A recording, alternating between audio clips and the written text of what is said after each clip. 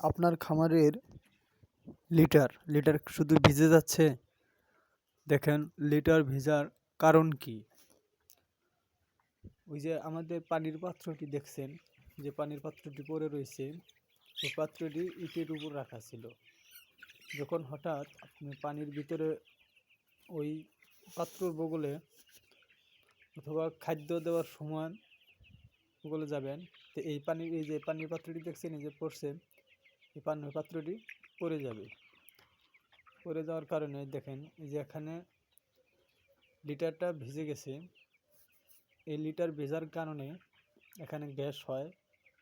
অনেক অনেক ফার্মে এখানে পোকা ধরার সম্ভাবনা বেশি থাকে। এই যে দেখছেন এই লিটারটা ধলা ধরে গেছে। এই লিটার ধলা ধরার কারণে এখান থেকে গ্যাস হয়। যখন ওইরকমভাবে পড়ে যায় তখনই ওখানে পানি পড়ে, ওখানে ধলা ধরে যায়। তাই আমরা এই পানির পাত্রটি চেঞ্জ করে আমরা এখন নিবল লাইন করেছি। নিবল লাইন, এটা পাইপের মাধ্যমে পানি যতটুক খাবে ততটুক এই লাইনের ভিতরে পানি আসবে। দেখেন আমরা এই যে পাইপের থেকে লাইন নিয়ে এই যে পুরা ঘরটুকু আমরা নিবল লাইন করেছি। এই নিবল লাইন করার কারণে আমাদের এই লিটারটা ভিজার সম্ভাবনা খুব কম থাকবে এবং লিটারটা ভিজবে না।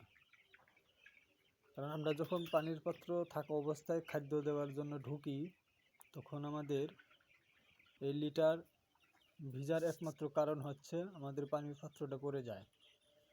সে পানিটাই ফ্লোরের ভিতরে ছড়ে লিটারটা ভিজে যায়।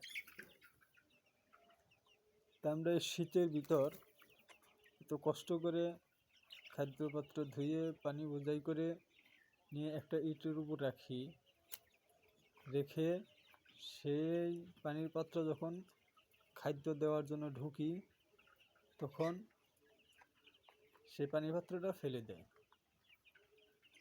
তখন ও একটা দৌড় দেবে হয়তো খাদ্য খাওয়ার জন্য, নইলে আপনার দেখে ভয় পেয়ে একটা দৌড় দেবে, তার কারণে পানির পাত্রটা পড়ে যাবে, তখনই লিটার ভিজে যাবে। তাই আমরা এই ঠান্ডা শীতের ভিতরে আমাদের যেন বারবার পাত্র না ধুতে হয়, তার কারণে আমরা করেছি যে নিবল লাইন থাকার কারণে আমাদের অত লিটারও ভিজবে না। আমাদের ঠান্ডা পানির ভিতরে এই পানির পাত্র সমানে ধুতেও হবে না।